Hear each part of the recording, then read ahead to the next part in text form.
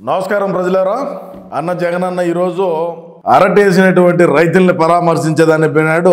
మన పులివెందుల నియోజకవర్గంలోనే, అంటే పక్క నియోజకవర్గాలకు పోతే ఏమనుకుంటారో ఏమనుకుంటున్నాడో. సరే, మరి నేను ఒక పులివెందులకే శాసనసభ్యుడిని అనుకుని ఏమన్నా పులివెందులకి సరే ఎట్నో పోయినాడు, బాగుండాది. ఆడికి పోయేటప్పుడు మనోడికి ముందుగానే సరిగా మాట్లాడటం రాదు, సరిగా పేపర్ ఇచ్చిన తప్పులు చదువుతాడు, ఏ విధంగా ఆయన అన్న మాట్లాడతాడు ఏందనేది అందరికీ తెలుసు. నేనేం కొత్తగా ఏం చెప్పాల్సినటువంటి అవసరం కూడా ఏం లేదు.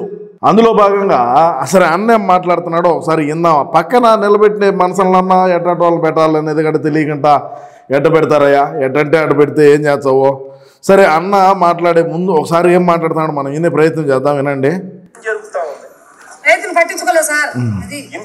ఆమెను ఊడు మాట్లాడమన్నాడు నడిమిద్దలా. మనోడు మాట్లాడేది అంతంత మాత్రం గరిగరిక కహానీలు మాట్లాడతాడు. మనోడు నత్తి పకోడే అని అందరికీ తెలుసు. మన జగనన్న ఏ విధంగా చూసి పేపర్ చూసి చదవరా స్వామి అంటే కూడా ఏ విధంగా చదువుతాడో మనం గతంలో చాలాసార్లు చూసాం. ఇదేం కొత్త కాదు మనకు. అందులో భాగంగా చూసుకుంటే ఏమైనా ఒక ఆమెను పక్కన పెడితే ఏమన్నా అట్లా సరే నువ్వు సైగ్గా ఉండు మా స్వామి, నువ్వు వాడు నువ్వు మాట్లాడాకు, నువ్వు మాట్లాడేటువంటి అవసరం లేదు. సరే, మనోడు ఏదో కహానీలు చెప్పి పోతాడు, రెండుసేపు ఉండి నువ్వు మాట్లాడొద్దు అని చెప్పాలి కదా. చెప్పేటువంటి బాధ్యత ఎవరు తీసుకున్నారాడా? ఆడ ఎవరైతే మీడియాని రమ్మన్నారో, ఎవరైతే జగనన్నకి ఈ విషయాలు మనం మాట్లాడాలని చెప్పి 43 నిమిషాల పాటు ఎవరైతే చర్చలు ఇచ్చినారో ఆ చర్చించినటువంటి వ్యక్తి ఇంక చెప్పాలా, నువ్వు మాట్లాడొద్దు, నువ్వు మాట్లాడేదానికి అది ఇక్కడికి వచ్చింది. జగనన్న దగ్గర రైతులు ఉన్నారు, అన్న పరామర్శకు పోతే రైతులందరూ తరలి వచ్చినారని చెప్పి చూపించుకునేదానికి మాత్రమే ఈ ప్రోగ్రాం. మనం ఆడేం పెరిగి కట్టగట్టింది ఏమి లేదు. మనం 5 సంవత్సరాల పాటు అధికారంలో ఉంటే మన నియోజకవర్గంలో ప్రమాదవశాత్తు విపత్తు వచ్చి పడి ఈ విధంగా రైతులు బాధపడతా ఉన్నా కూడా ఏ రోజు వాళ్ళపై పరామర్శించడం మనం పోలా. ఆ పరదా పట్ల అయ్యే బారికేడ్లో పెట్టుకొని మన పులివెందుల నియోజకవర్గంలో కూడా తిరిగినాం. అది అందరికీ తెలుసు. నేనేం కొత్తగా ఏమి చెప్పాల్సిన అవసరం ఏమి లేదు. ఏమైనా ఆ సందర్భంలో రైతులు ఏం చేయలేదు సార్, ఏం మాట్లాడతారో వినండి ఒకసారి, మీరు బాగా వినండి, నేను చెప్తా. రైతులు పట్టించుకోలేదు సార్. అది ఇన్పుట్ సబ్సిడీ పోయింది, అయిపోయింది. మొన్న ఈ మధ్య కాలంలోనే ఇదే పులివెందులోనే గాలి వానకు మొన్న లింగాల మండలంలో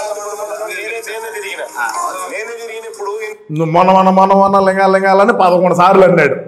మొన్న లింగ అని 11 సార్లు అన్నాడయా.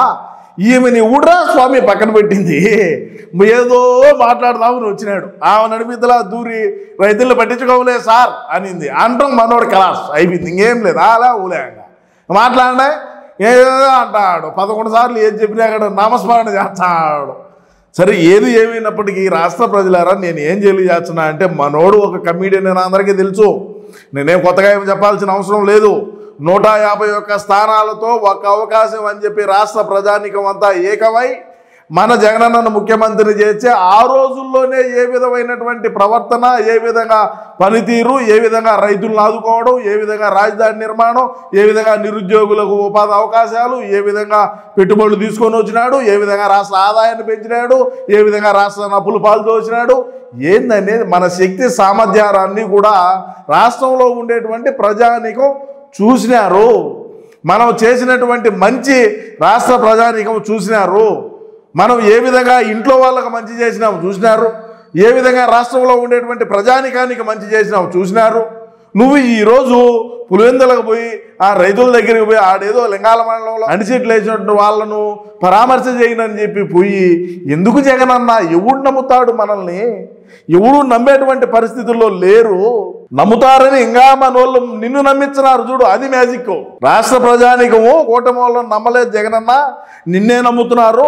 ఈసారి మళ్ళీ ముఖ్యమంత్రి కావాలా, ముఖ్యమంత్రి అయిన తర్వాత రాష్ట్రాన్ని పక్క రాష్ట్రానికి అమ్మాలా, మనం ఒక సంకల్పంతో ఉన్నామని నిన్ను నమ్మించినారు చూసావా, అది మ్యాజిక్. అంటే రాష్ట్రంలో ఉండేటువంటి ప్రజానీకం ఎక్కడైనా సరే మనం అధికారంలో ఉన్నప్పుడు కన్నా ఈ విధంగా కన్నా చేసి ఉంటే మనకి ఈరోజు 11 స్థానాలు వచ్చేటి కాదు. ఇంకా అరొకరో వచ్చుండు, అరొకరో పెరుగుండు. అధికారంలో ఉన్నప్పుడు మనం ఏ ఒక్కటి చెయ్యకపోగా రాష్ట్రంలో ఉండేటువంటి ప్రజానీకం ఏ విధంగా మన పాలనలో ఉన్నారో అని తెలుసుకోకపోగా, మంత్రుల దగ్గర ఫీడ్బ్యాక్ తీసుకోకపోగా, శాసనసభ్యులతో మాట్లాడకపోగా ఈ విధంగా మనం ఒక డిక్టేటర్ లెవెల్లో మనం ఇంట్లో కూర్చొని మనం పబ్జీలు ఆడుకుంటా నోట్ల గట్ల మీద పడుకొని ఇంత డబ్బులు ఇసుకలో వచ్చింది, ఇంత డబ్బు మైనింగ్లో వచ్చింది, ఇంత డబ్బు మద్యం కుంభకోణాల్లో అక్రమ మద్యం వచ్చింది, ఈ విధంగా మద్యం కల్తీలే కదా, ఈ విధంగా ఇది వచ్చింది, ఈ విధంగా ఎర్రచందనం వచ్చింది, ఈ విధంగా గంజాయి పెట్లర్ల దగ్గర ఇంత వచ్చింది, ఈ డ్రగ్స్ దగ్గర ఇంత వచ్చింది, ఈ విధంగా మనం చేసినాము, ఈ విధంగా బ్లాక్మెయిల్ చేసి ఇంత డబ్బులు వచ్చినాయి అని చెప్పి మనం లెక్కలేంచుకొని నోట్ల గట్ల మీద పడుకునే పనే మనకు జరిగిపోయింది 5 సంవత్సరాలు. ఏనాడైనా సరే ప్రజలు లేకపోయినారా?